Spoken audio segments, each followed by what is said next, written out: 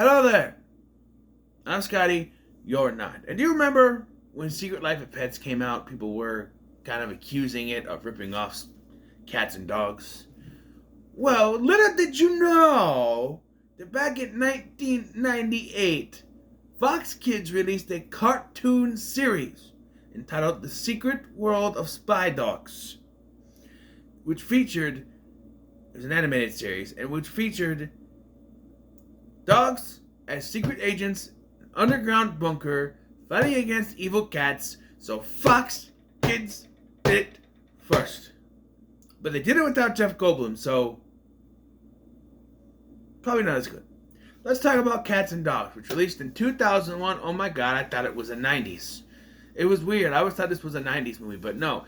2001 it is. So, there it is. And it stars Jeff Goldblum and Elizabeth Perkins. And Sean Hayes is one of the best cat villains to ever exist. Yes. So, we start with seeing that there's a dog agent living with the Brodies. No, this is not Jaws.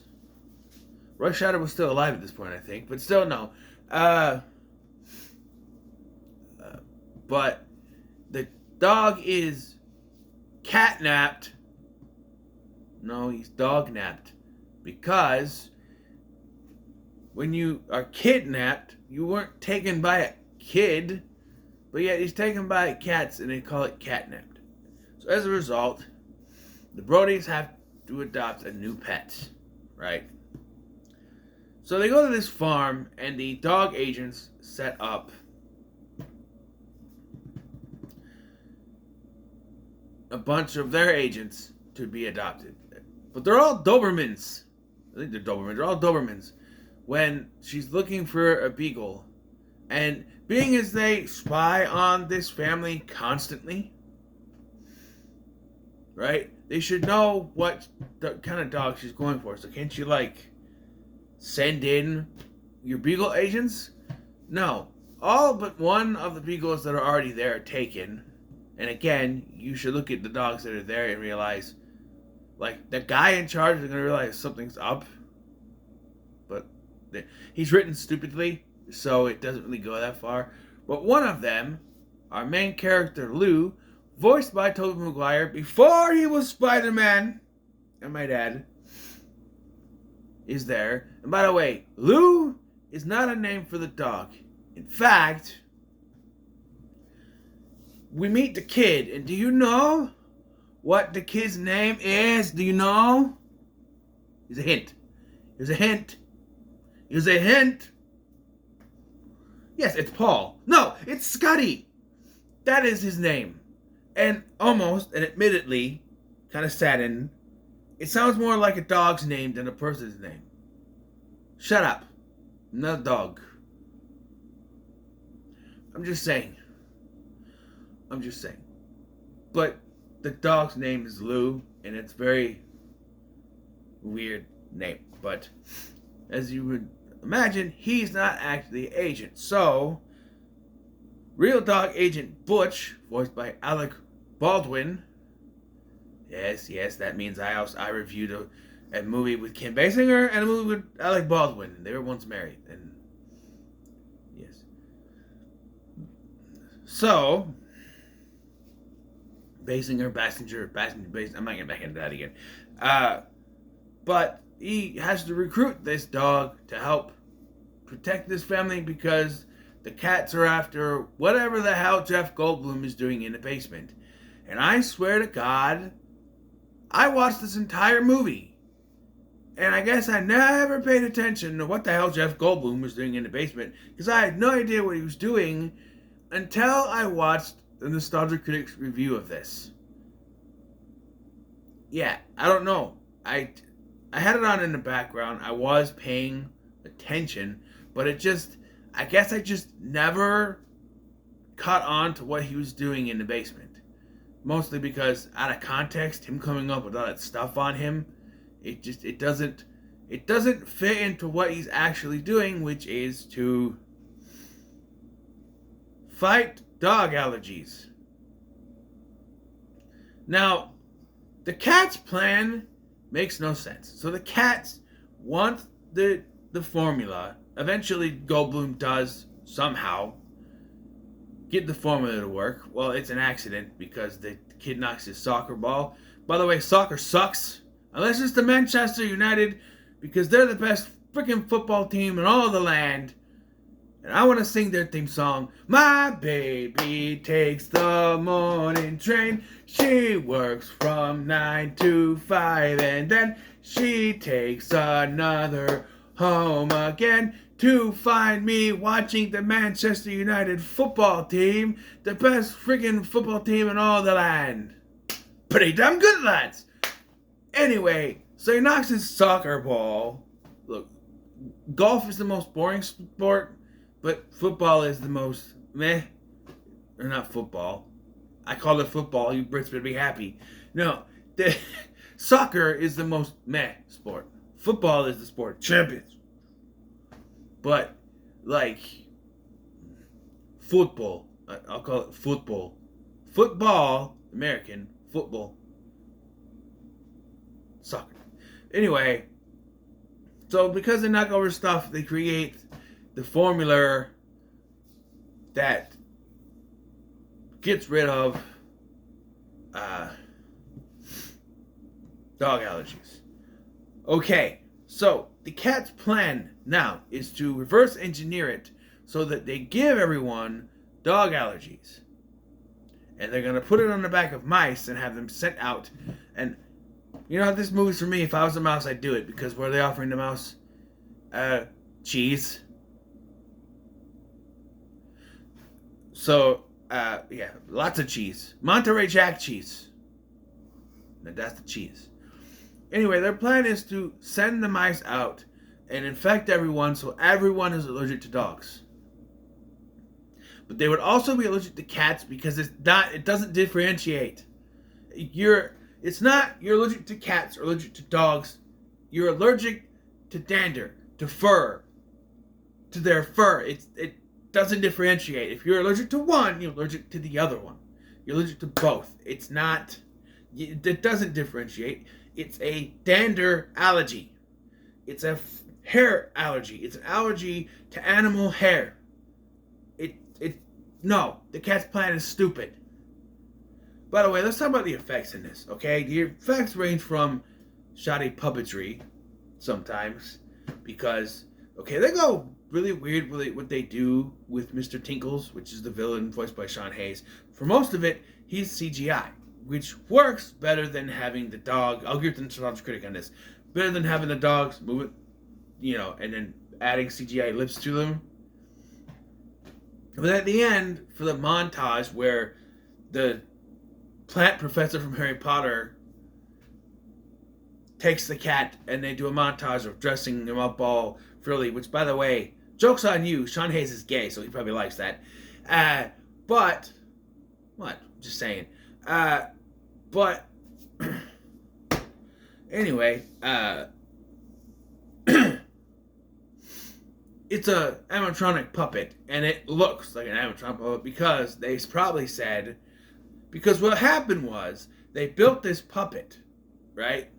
Decided it didn't look right, and only used it for that scene, which is probably the first scene filmed for the movie to test it out.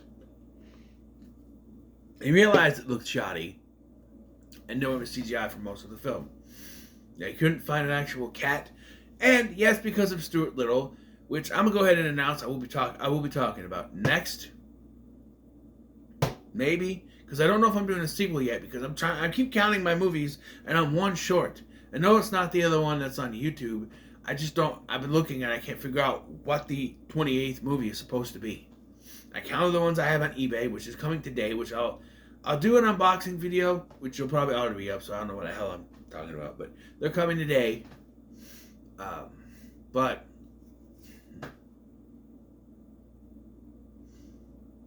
I don't know. I don't know. But Stuart Little is on the docket. I'll put that. It might not be next, but it's on the docket. Because I don't know if I'm doing a sequel or not, or if I'm saving that for a future sequel-a-thon, which has not been planned yet. So don't get your tighty-whities in a bunch or be all happy about it, because I don't know yet. I am doing remake-a-thon, although I have a lot of remakes. I don't know if I want to do all of them, but anyway, so they kidnap the family and tell the dogs, "Hey, give us the formula, right?" And I love this scene because, first of all, Elizabeth Perkins is telling her son, the son's fine, by the way, with being kidnapped. She's like, "Well, it's okay if you're scared. You can be scared. It's fine. It's fine to be scared." And then when they realize that it's a talking cat that has them, Jeff Goldblum, of course, couldn't care less. And then you have her screaming at the top of her lungs, just freaking out, and I'm laughing my ass off, which is why I have the thumbnail as her freaking out with the cat in front of her, because I was trying to find one with both Mr. Tinkles and Lou, but I don't think they ever actually go face to face in the movie.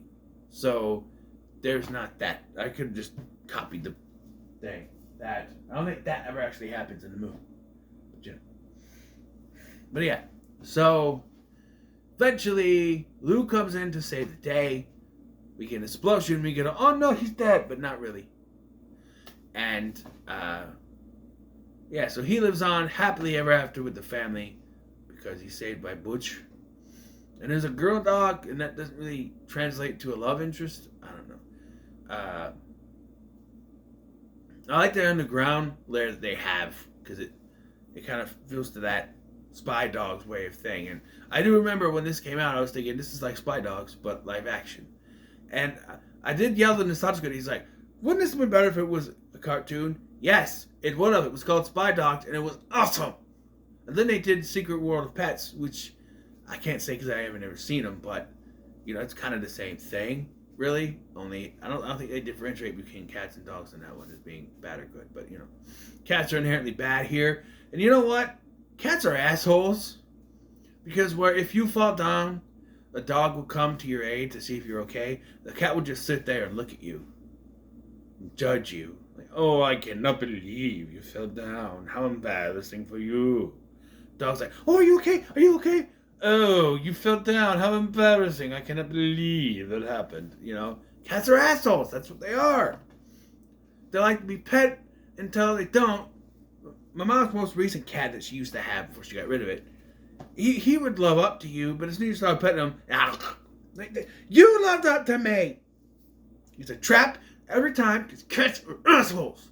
I'm just saying.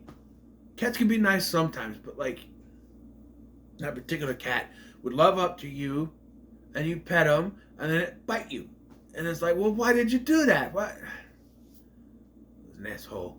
I don't know, but dogs are ever loving. Will always give you love. What's inside? They're the better animal, and will always portray the good guys in this type of situations.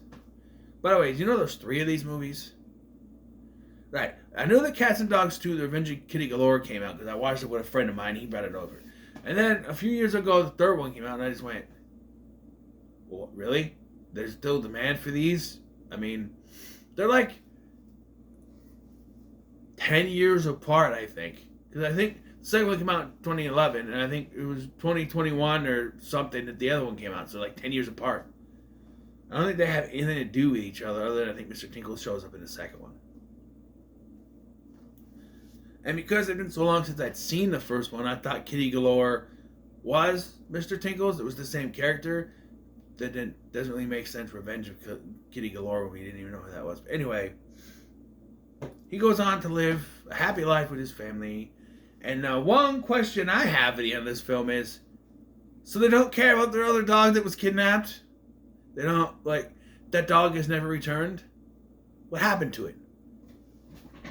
What did the cats do to that poor dog? What? I fully expected them to have 2 dogs by the end of this, but that other dog that was kidnapped at the beginning never comes back. And after they buy the other dog, no one cares. Like the kid mentions something when she brings Lou in, but then after that it's just nope, got a new dog now, who cares? But what? No. And for having learned that animals are sentient and there's a talking cat, they just sort of brush off that and are running around and yeah, I don't know. I'll give this movie a high middle of the road. It's fun. But I was shocked to learn, thank you, Doug, Nostalgia Critic, for informing me this was directed by the same guy who did Son of the Mask. Oddly enough, this is the better film. Yeah. It is. It is. Trust me. Excuse me. So, what are your thoughts on Cats and Dogs? Let me know in the comments below. Be sure to like, share, and subscribe. This is no surprise to you, but I would not be doing the sequels. At least not yet. Maybe I'll buy them and put them in a sequel-a-thon. Who knows? I have no interest in them. I think I don't know. So, thank you for watching. I've been Scotty. And I'll see you in the next one.